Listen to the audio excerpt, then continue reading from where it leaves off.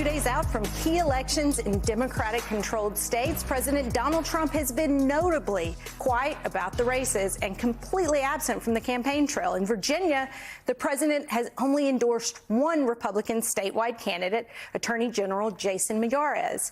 While in New Jersey, the president's support for the GOP gubernatorial candidate Jack Ciattarelli was a tele-rally last week. And his commentary on California's redistricting ballot measure has been largely focused on discrediting the vote. His administration has said it will monitor polling sites in California and New Jersey. Joining us now, John Avlon, host of How to Fix It podcast on the Bulwark and author of Lincoln and the Fight for Peace, which is a great history, I might add, and Emma Vigeland, co-host of The Majority Report. Okay, so sounds like a really confident president who's like out there campaigning for all of his candidates and leading the party across the finish line. I remember hearing a lot about Biden in the bunker. Right? Yeah. Do you think that Donald Trump made the calculation that these are not strong candidates in New Jersey and Virginia in these governor's races, and so stay out? What do you think? Though? No, I think Jack Ciattarelli, who came within 2 points of Phil Murphy last time, and Trump made his biggest per capita gains in New York and New Jersey, is a much more competitive race than Democrats would like to admit. Yeah. I think it's that Trump is really unpopular. And the Latino vote that he really benefited from in 2024 isn't looking like it's going to trend his way. So I think it's an acknowledgement of weakness and really lack of security. I mean, he's going to get his head handed. But Ciattarelli's embraced him in the race. Oh, he hasn't 100%. pretended to not be MAGA or something like that. No, that's a great point. But I think, Abigail, Virginia is really the key bellwether. You're going to probably have a Republican almost certainly replaced by a Democrat. And Trump likes to stay away from anything that hurts. I want to follow up on one thing quickly, though. You said you do not think that the gains that Trump made in New Jersey with Hispanic voters are going to cross over in this election. I would be very surprised. Why? Because I think the Hispanic voters that really were, huge shifts in his direction. But because of the ICE actions, I do think you're going to see, and the Hispanic community obviously is not a monolith, but it's hard to imagine that level of enthusiasm will not be cut. Rising price is a big deal for them. It's all about affordability at the end of the day, of course, but... Yeah, I think if you look at like what the coverage has been like on New Jersey, again, it's prices, it's electricity, which the current incumbent, the Democratic governor, has gotten a lot of the blame for among voters. So I actually don't know how it'll shake out, because maybe people are blaming President Trump for higher prices. Maybe they're blaming their Democratic governor for higher prices. So I feel like it's a little bit opaque in terms of how we should read whatever the results are from this election. Yeah, I also think that it's way too close in the sense that Mikey Sherrill has been running a very risk-averse campaign, and that has caused there to be a little bit of closeness in this race where I don't think that necessarily should have been the case. Just on the economy for a little bit. I saw the statistic the other day that the top 10% of earners are currently responsible for 50% of consumer spending. Yeah. Just think about that for a second. I mean, this is a ticking time bomb, and it didn't just start with Trump and the tariffs. This is a long-form issue that is the result of growing income and wealth inequality. And it's really coming home to roost with Trump's insane actions with these tariffs, and then also the spotlight on him not really doing anything about curbing inflation. And when you talk about those Latino voters who may not show up for him because of the ICE raids as well, Trump also has an advantage when he's on the ballot, and the rest of the Republican Party does not. You see that low propensity voters turn out for him in a way that they don't for other Republicans, because the Republican brand is quite toxic. Trump is elevated above it because of a celebrity status, and because, frankly, the Democrats keep exceptionalizing him and separating him from the rest of the Republican Party over the past 10 years, where Chuck Schumer has been pursuing suburban Republicans in the coalition and eschewing voters like working class voters. He had that infamous line in 2016 where he said, for every blue collar worker we lose in Western Pennsylvania, we will pick up 2 in suburban Philadelphia, suburbs of Philadelphia. That's not how it shook out. That is not how it has shaken out. And it's been the reason why the Democratic Party is even lagging behind the Republicans and Trump in credibility. Well, so we didn't see Trump, but we did see one national figure this weekend in New Jersey who remains very popular with American voters, especially Democrats. We saw President Obama.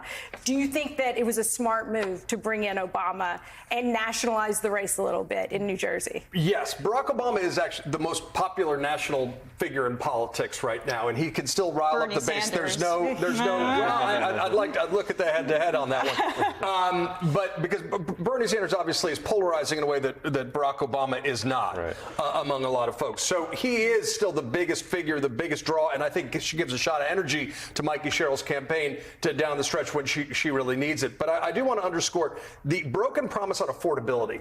That's the really key thing, is that Trump was raising a lot of frustration with affordability in the wake of inflation. That's a decades-long middle-class squeeze, and he is holding Great Gatsby-themed parties at Mar-a-Lago while folks are getting their SNAP. 42 million folks are getting SNAP taken away, and health premiums are about to get charged. It's not just that prices have continued going up. In fact, they're re-escalating, right? It's that the supports from government to help people cope with those escalating prices are being yanked away. Whether we're talking about food stamps, which obviously has gotten a lot of attention because 40 million people have lost their nutritional assistance because of the shutdown, or the healthcare premiums going up, or any of the other benefit programs like Medicaid is being yanked away from people starting, a little after the midterms, of course, but it's been messaged quite a bit, and I think pretty effectively by Democrats.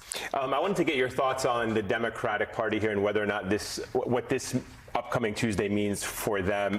Ezra Klein recently wrote for the New York Times that over the past 15 years, the Democratic Party has made room on its left and closed down on its right. For all the talk of what the Democratic Party should learn from Bernie Sanders and Zohran Mamdani, there should be at least as much talk of what they should learn from Manchin or Golden or Marie Perez or Sarah McBride. The party should be seeking more, not less, internal disagreement. Do you agree with that stance? No. I don't know what reality Ezra Klein is living in. That the fact that the Democratic Party has tacked to its left in what universe? The coalescing around Joe Biden in the 2020 primary, the besmirching of Bernie Sanders supporters, the eschewing of that movement in 2016, and even in this current moment with Zohran Mamdani, who has been a shot in the arm for the Democratic Party, you still have Chuck Schumer refusing to endorse him, and Hakeem Jeffries' endorsement is lukewarm at best. There is a fight right now within the Democratic Party, and Ezra Klein is representing a floundering corporatist centrist flank that is increasingly irrelevant in the party, and he's trying to carry water for them in the Times. I think it's a lucrative thing to do, but it's not necessarily matching the reality. I love it. I'm so excited to disagree with you. I do, because I could not disagree more. The point Ezra's trying to make is that it takes two wings to fly. That he's trying to say Democrats need to build a Big Ten.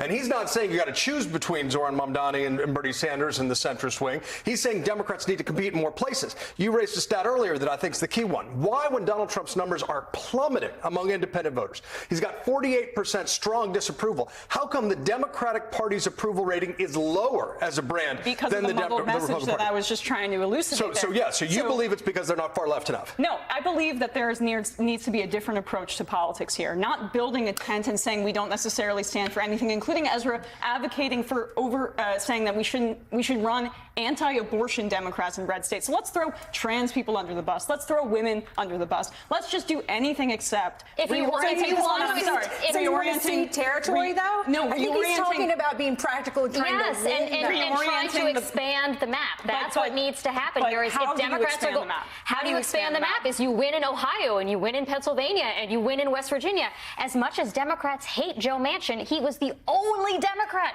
who could win statewide office in Manchin. I'm sorry, but Joe Manchin helped kill the child tax credit, which is the reason the Democrats are lagging behind in affordability right now. But would it have been better if there were a Republican in that seat? If the Democrats want to orient themselves behind a working class coalition and use that as the base, that is how you build a durable coalition, not the one that has lost to Trump multiple times. But if you look at the track record of like Sunrise and Justice Dems and these other, more populist progressive groups, The base wasn't there. Now the base is there. The base is currently behind it. They have not gained a single seat. Because not of the institutional pushback from the Democratic Party, and because right now of the we're voters. seeing The voters are part of I do, to Emma's point, I do think that there is, when you're just looking top down from the most powerful figures in the Democratic Party establishment, there is a pattern of them being much more accepting of the rightward flank than the left side of the flank. I do think we're seeing that. I think we have some sounds of Hillary Clinton was just asked about Mamdani, who is, by every poll, still in a double-digit lead, very likely to become the mayor. In New York City. Hold on. Let's take a listen to the sound that we have of Hillary Clinton, and then I want both of you to respond on the other side. This is fun. If you had a vote in this city, would you vote for Zoran Mamdani? You know what? I don't vote in this city. I'm not involved in it. I have not, been at all even asked to be involved in it, and I have not chosen to be involved in it.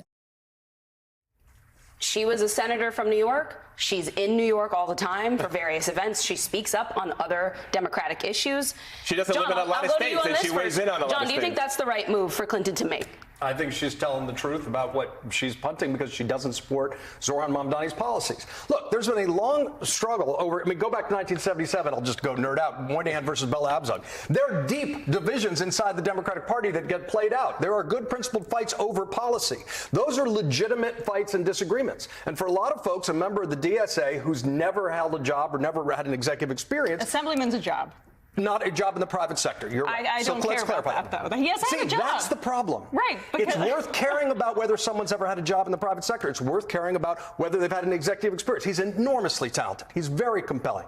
So nothing away on that. I'm just saying that for a lot of Democrats, that's a concern as much as what the policies represented by the DSA. And those are perfectly legitimate to raise. If you're trying to confront why the Democratic Party's brand is so low, there's a lot of different analysis you can take. Clearly, Zoran Mamdani's focus on affordability and authenticity, that is right on. And by the way, the center left can take that on too. Defense of the status quo is what kills you. But let's not pretend that people should just fall in line all the time. Let's have these great debates. Yeah. And more importantly, be a reform force in politics that actually helps rebuild the middle class. I was just going to say really quickly, for me, one of the issues in this divide is that regardless of who the Democrats run, Republicans are going to label them socialists and Marxists. They literally called Kamala Harris a socialist. They did that to the Clintons too. That's what I mean. Yeah. So the idea that, like, when people come out and say, oh, a win for Zoran Mamdani is going to just inject energy into the Republicans, this is what Donald Trump wants. But he is a socialist. I mean, like, it's not like they're using it as an epithet. It's like he is a What I'm saying is that almost does not matter because they were going to call Cuomo that. They've been signaling that if he were to become mayor, they would do all kinds of investigations tied to COVID. All right, this is a great debate. We got to go. But John and Emma, fortunately, you're sticking around to keep the conversation going.